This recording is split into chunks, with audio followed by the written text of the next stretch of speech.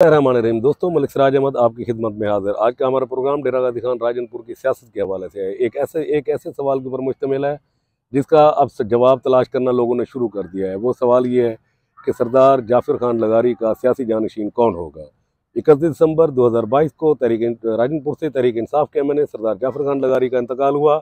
उनके इंतकाल से जहाँ राजनपुर की सियासत के अंदर एक खिलाफ पैदा हुआ, वहाँ पर उसके साथ साथ एक मसला ये भी पैदा हो गया कि अब उनका सियासी जानशीन कौन होगा। सरदार जाफर खान लगारी का कोई बेटा नहीं है, उनकी एक साहबजादियाँ हैं, गुल फातिमा, जो सियासत से बिल्कुल लाताल्लुक़ हैं और वो एक घरेलू खातून है।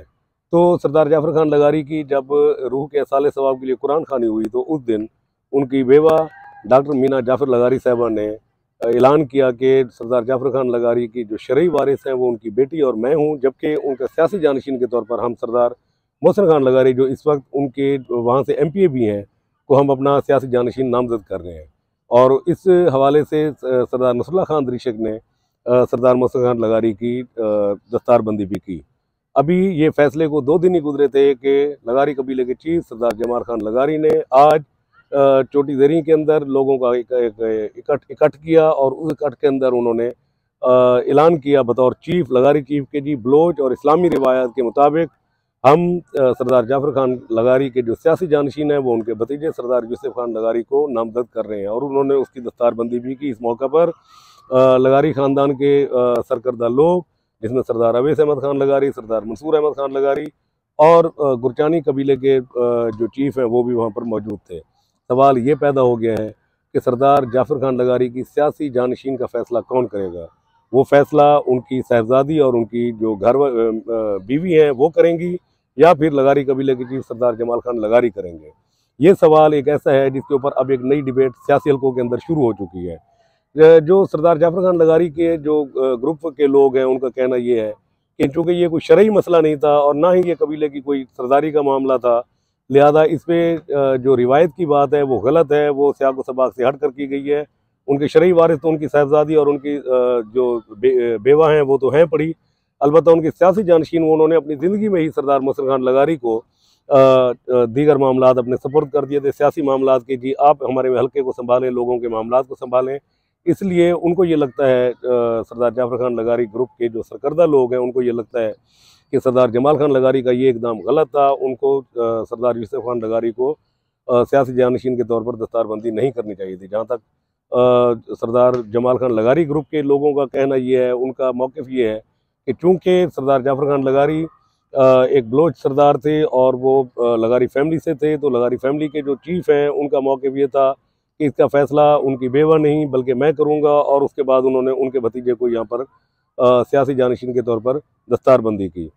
ये सवाल अब एक मरहले में दाखिल हो रहा है और वो ये है कि अभी सरदार जाफर खान लगारी की वफ़ात से सीट का जो नोटिफिकेशन होगा, सीट खाली होगी और उसके ऊपर एक बाई इलेक्शन अनाउंस होगा। तो देखना यह है कि उस बाई इलेक्शन में सरदार जाफर खान लगारी के जो सियासी जानशीन है सरदार मोहसिन खान लगारी वो इलेक्शन लड़ते हैं। पहले तो ये भी शुनीद है कि शायद इस सीट से जो तहरीक इंसाफ के कायद हैं, चेयरमैन हैं जनाब इमरान खान, उनको यहाँ से इलेक्शन लड़ने की दावत दी जाएगी। अगर वो इलेक्शन लड़ते हैं तो यहाँ का सिनेरियो किस तरीके से होगा, एक मुख्तलिफ सूरत हाल होगी। और अगर वो इलेक्शन नहीं लड़ते तो फिर यहाँ से सरदार मोहसिन खान लगारी यहाँ से एमएनए के उम्मीदवार होंगे और उनके मुद्दे मुकाबिल पाकिस्तान मुस्लिम लीग नून के पैनल के ऊपर सरदार अवैस अहमद खान लगारी के साहबजादे सरदार अमार खान लगारी, जो गुज़श्ता कुछ अरसे से इस हल्के के अंदर एक्टिव थे, लोगों से मेल मुलाकात कर रहे थे, आना जाना था उनका, सियासी तकरीबात में वो शरीक हो रहे थे, शायद वो कैंडिडेट के तौर पर, एक उम्मीदवार के तौर पर यहाँ पर सामने आए। अब अगर यही सूरत हाल सामने आती है और उसमें सरदार मोहसिन खान और सरदार अमार खान लगारी मद्दे मुकाबिल आते हैं, तो यहाँ के लोगों का, यहाँ के वोटरों का और ख़ास तौर पर वो वोटर जो लगारी कबीले से ताल्लुक़ रखते हैं, उनका रद्द-ए-अमल क्या होगा, उनका फ़ैसला क्या होगा, ये आने वाले दिनों में पता चलेगा। इस वक्त डिबेट ये चल रही है कि आया कि मीना जाफर लगारी साहबा का जो फ़ैसला था सरदार मोहसिन खान लगारी के सियासी जानशीन होने के हवाले से, उसमें ऐसी क्या कबाहत थी कि सरदार जमाल खान लगारी को, सरदार यूसुफ खान लगारी को सियासी जानशीन के तौर पर नामजद करना पड़ा। तो मैं अपने दोस्तों को ये बताता चलूँ कि कोई और मसला नहीं था, सिर्फ़ और सिर्फ एक नशिस्त की बात थी। सबको पता है कि सरदार यूसुफ खान लगारी अमेरिकन नेशनल भी हैं, उनके पास डुअल नेशनलिटी है, वो इलेक्शन नहीं लड़ सकते। इसी तरह ही मोहतरमा मीना जाफर लगारी साहबा भी जो है ना डुअल नेशनलिटी रखती हैं, वो भी इलेक्शन नहीं लड़ सकती। सियासी तौर पर उन्होंने अपना एक नेबल बदल तैयार किया था सरदार मोहसिन खान लगारी की सूरत में, और उसी को ही वो आगे लेकर चलने वाले थे। तो सरदार अवैस खान लगारी के साहबजादे वो ख्वाहिशमंद थे कि इस हल्के से वो इलेक्शन लड़ें। उनका क्लेम भी है इसके ऊपर कि जी हम सरदार अवैस अहमद खान लगारी ने अपने पॉलिटिकल कैरियर का जो पहला इलेक्शन था सूबाई असम्बली का, वो जौनपुर की सीट से लड़ा था। उनका ये कहना है कि जी इस नशीद के ऊपर हमारा क्लेम बनता है, हम यहाँ पर इलेक्शन लड़ेंगे।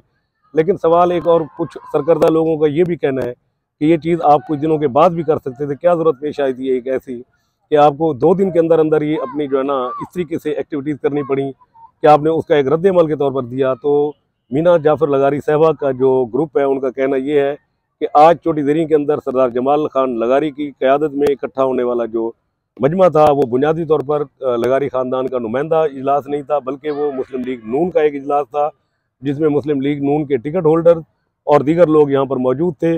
और उन्होंने अपने मुस्लिम लीग नून के पॉइंट ऑफ व्यू से उन्होंने एक सियासी दस्तारबंदी की और इसका कोई फ़ायदा नहीं होने वाला। उनको ये लगता है कि इस सियासी फैसले से मीना जाफ़र लगारी साहबा के जो उम्मीदवार हैं उनको कोई सियासी नुकसान नहीं पहुंचेगा, बल्कि उनकी पोजीशन पहले से बेहतर होगी। उसकी दलील भी है उनके पास।